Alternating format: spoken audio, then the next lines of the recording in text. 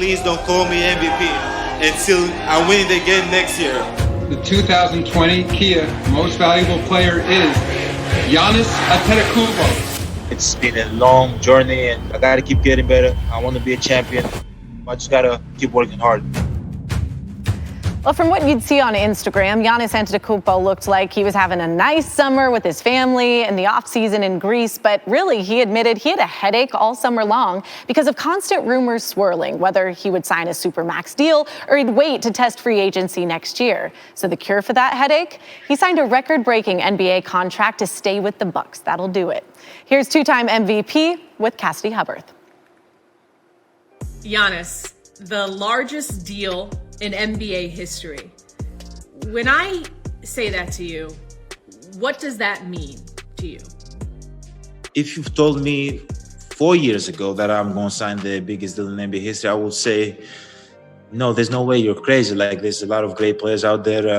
There's a lot of people that's better than me out there. There's no way, especially if you told me when I was a kid, when I was 12 years old. No way. Why did you decide to sign this year instead of, essentially getting the same contract offer and going through the courtship of free agency, which so many players say they want to experience? Why now? I didn't want the pressure. Not me personally. I can deal with pressure. I didn't want the pressure, on my teammates, and my coaching staff, like going out there, losing a game and people talking about, oh, he's leaving. Oh, he's staying. Oh, they didn't play well. Oh, he's out of there. Like, that's adding more pressure to what we're trying to accomplish here. Giannis finishes ferociously. So what would making the next 5 years count look like to you? Getting better each year. I don't like wasting years. I don't like going through a season and not having a goal. So making those years count is obviously getting to the finals. One of those years, getting to the finals, winning a championship in one of those years, maybe 2 championships, maybe 3. The Miami Heat have just ripped the heart right out of the top team in the NBA, Milwaukee. Recently, you made a reference that Michael Jordan lost in the playoffs as well. And you said, quote, needing to get hurt to win. What did you mean by that? I want to win all the time, but it's not possible. There's never been a team that goes 82-0, and you gotta respect basketball. You gotta respect the players. You gotta respect the effort that the other players put. Like seeing Jimmy Butler in the finals, like out of breath. You respect that. Like, it's gonna hurt. It's not gonna be easy. And MJ went through that. LeBron went through that. Like, a lot of great players went through that. You cannot expect that you just go and walk through the park and just win a championship. They're going to give you the championship. If we win a championship this year and next year a different team want to win a championship, we're not just going to give it to them. Like, we're going to have to come and get it. They're going to have to come and fight for it. You're going to get knocked down.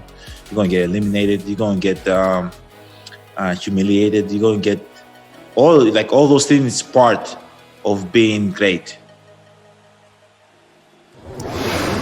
No doubt he will be. Giannis starts the season with a chance to become the first player to three-peat as the league's MVP since Larry Bird back in 1984 to 86. Caesars William Hill currently has Giannis at a plus 450, which is the second best odds behind Luka Doncic, who's the plus 300 favorite to win his very first MVP. All right, this just in the Sports Center. It surrounds that James Harden story that we've been following this morning. Harden has responded. Again, the video online showing a maskless Harden in a club environment, and Harden denying that it is a strip club. He says, quote, this is on Instagram, on one of his stories. One thing after another, I went to show love to my homegirl at her event, not a strip club, because she is becoming a boss and putting her people in position of success, and now it's a problem. Every day it's something different. No matter how many times people try to drag my name under, you can't. The real always end on top, close quote. Again, NBA COVID protocols say there is no socializing among groups of 15 or more people, can't go to a club, can't go to a bar, things like that. But Harden at least specifying this was not a strip club. Much more on that story throughout the day on SportsCenter.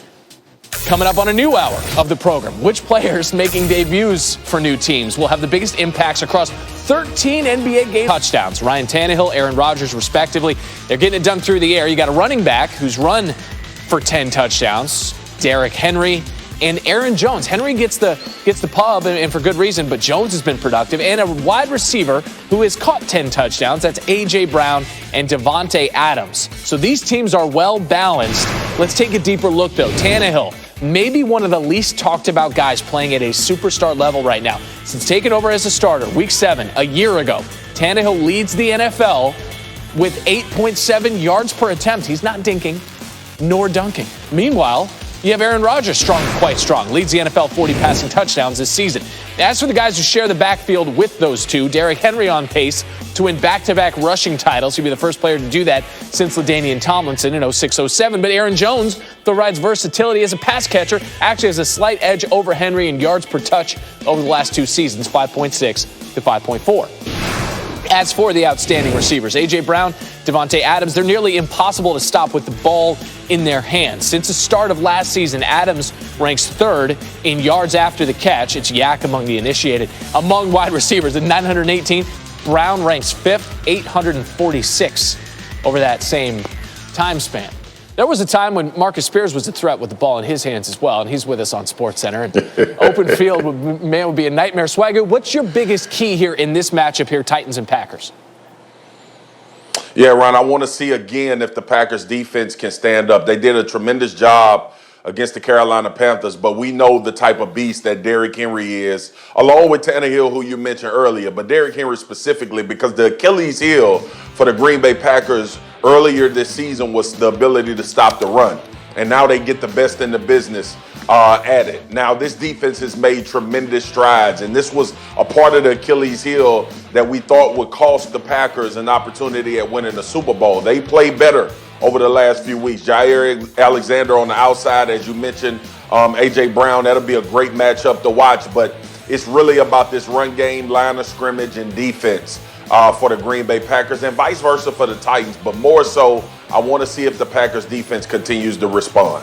All right, we talk about defensive issues perhaps, but the Rams have issues everywhere. They're coming off a loss. Disappointing to say the least to the Jets. I see you shaking your head. They're going to face the Seahawks on Sunday, who are now in first place in the NFC West. So what does L.A. need to do to get back on track? Big exhale. First and foremost, they need a damn win. Right? That's number one. Like the best cure to a loss, but especially when you lose to an over team, is to get a W. Now, that'll be difficult. Obviously, you talked about the matchup with the Seahawks. But what the Rams have to do is not get off schedule. Because, look, I'm one that my voice has been super loud about not trusting Jared Goff in these situations when the game is on him, when he needs to elevate the level of play around him, or even if Sean McVay is not on his A game as far as play calling and getting everybody wide open. This team is supposed to be able to run the football with the backs that they have in Brown and Akers. They're supposed to be able to throw it around the yard with Kupp and also Woods. But I need Jared Goff to show that in bad moments, when things are off script and off schedule, when you're getting pressure applied to you from the defensive line, you can deliver. You can continue to matriculate the ball down the field and put points on the board in spite of everything else around you not working successfully. So that's what they need in order to make a Super Bowl run, is for Jared Goff to raise his level and everybody else's around him. One thing to have a plan, it's another thing to execute it. Goff, meanwhile, hasn't gone consecutive games without a turnover all season. We got much more from Marcus Spears coming up. Find out what Pro Bowl snub that he's all defensive about. Thank you, Swagoo. Please don't call me